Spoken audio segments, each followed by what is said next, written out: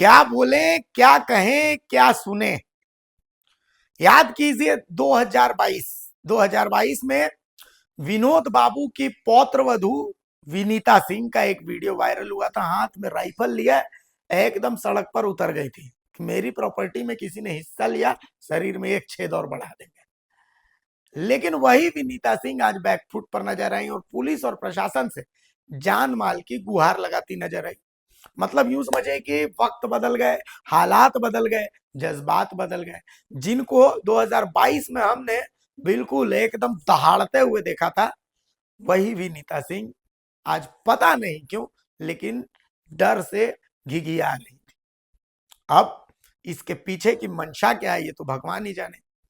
लेकिन विनीता सिंह का ये नया रूप हमने देखा जहां वो धनबाद एसएसपी से फरियाद लगा रही है कि उनके साथ कुछ अनिष्ट हो सकता है, तो इसीलिए प्रॉपर्टी इनकी ऐसी है कि भैया इनकी जान माल की रक्षा की जाए। ये रिपोर्ट देखिए, हालात, जज्बात सब कुछ बदलने वाली। ये बंदूक वाली देख रहे हैं, ये वीडियो आज से लगभग 3 साल पहले का है। संपत्ति विवाद में विनोद बाबू की पौत्र वधू विनीता सिंह राइफल लेकर सड़क पर उतर गई थी। हम लोग भी खुश थे, शेरनी है, दहाड़ेगी नहीं। लेकिन अब 3 साल बाद भगवान जाने हमारी शेरनी को हुआ क्या है। आज मामले को लेके बोला अपने असुरक्षा के लिए इतने बड़े माननीय धनबाद के हम लोग राजनीतिक परिवार के हैं, लेकिन पारिवारिक विवाद के चलते हम लोग का इतना सुरक्षा बढ़ा हुआ है, मेरा और मेरे बेटे का। तो इसी वजह से आज ये प्रेस कॉन्फ्रेंस बुलाया कि आप लोग के माध्यम से हमारे माननीय प्रधानमंत्री जी को मैं बोलना चाहती हूँ कि पहले उन्होंने पत्र के माध्यम से मेरी बहुत सहायता की है। बस इस बार मैं काशी की बेटी, हमारे ही कॉन्स्टिट्यूएंसी से मैं बेटी हूँ उनकी, और हमारी कॉन्स्टिट्यूएंसी से प्रधानमंत्री जी हैं, तो मेरा उनसे एकदम विनम्र निवेदन है कि सर जैसे आपने पहले मेरा सहयोग किया है, तो बस इस बार भी आप हम लोग की सुरक्षा का और मेरी संपत्ति का आप बस किसी माध्यम से हम लोग का मदद कर दीजिए। और हम लोग बहुत ही असुरक्षा महसूस करते हैं और नाम लेने में भी डरते हैं कि कौन कौन लोग हैं इसमें। ये नाम लेने में भी डरते हैं कि हम लोग को इस तरह का भय का माहौल है। एक जरा सा भी हम लोग आजीविका के लिए प्रयास करते हैं तो उसमें भी बाधा करने लगते हैं लोग। तो इसीलिए, और फिर ये मेरे अधिवक्ता सर हैं, तो ये भी बोले कि ठीक है मैडम इस तरह से बोलिए। विनोद बिहारी महतो की पौत्रवधू और पूर्व सांसद राजकिशोर महतो की पुत्रवधू विनीता सिंह ने अपने परिवार की जान माल की सुरक्षा को लेकर धनबाद के एसएसपी से गुहार लगाई है। इस संबंध में उन्होंने धनबाद एसएसपी को चिट्ठी भी लिखा है। इस संबंध में शुक्रवार को अपने आवास पर मीडिया को जानकारी देते हुए उन्होंने कहा कि कुछ असामाजिक तत्व और दूर के रिश्तेदार उनके ससुर स्वर्गीय राजकिशोर महतो की करोड़ों रुपए की संपत्ति पर अवैध कब्जा करने की साजिश रच रहे हैं। असुरक्षा डर, सबसे पहला डर तो है कि मेरे जो सबसे छोटे देवर जी हैं वो अभी सिविल हम लोग के लोअर कोर्ट में अधिवक्ता भी हैं। उनका नाम है राहुल कुमार महतो और एक है सोमा महतो। इन दो लोग परेशान किया जाता है हर माध्यम से। जैसे प्रशासन में चले जाते हैं, पुलिस के माध्यम से वहाँ झूठ बोलते हैं, झूठे केस करते हैं, और फिर उसके बाद पुलिस आती रहती है। मेरे घर में कम से कम हर 2 महीने 1 महीने में 2 बार पुलिस तो आ ही जाती है। इस तरह से मानसिक और झूठे केस मेरे ऊपर तो लग रहा है कि 10, 12, 15 मेरे और मेरे बेटे के ऊपर झूठे केस कर दे। जब भी हम लोग कोई भी नया आजीविका का कोई साधन करना चाहते हैं, एक तो मैं अकेली विधवा औरत, मेरा कौन है आगे पीछे जो मेरा सहारा बनेगा। मैं कुछ करूंगी, मेरा बेटा कुछ करेगा, तभी हम लोग अपना जीवन चला पाएंगे। तो वो भी उसमें ही इस तरह के, और मानसिक तनाव इतना ज्यादा होता है। और बाहर हम लोग जाते हैं, मेरा स्टाफ जाता है, तो वहां भी उन लोग का पीछा करते हैं, अलग अलग तरह से बातचीत करते हैं। तो इस तरह का भय का वातावरण में हम लोग यहाँ पर रहना हम लोग के लिए मुश्किल हो गया है। पहले ये हो चुका है, पहले हम लोग का बहुत सारा जो हम लोग प्रेस के माध्यम से बोल भी चुके हैं, और प्रधानमंत्री जी को हम लोग पहले इन्फॉर्म भी किया लेटर के माध्यम से, उन्होंने बहुत सहयोग भी किया।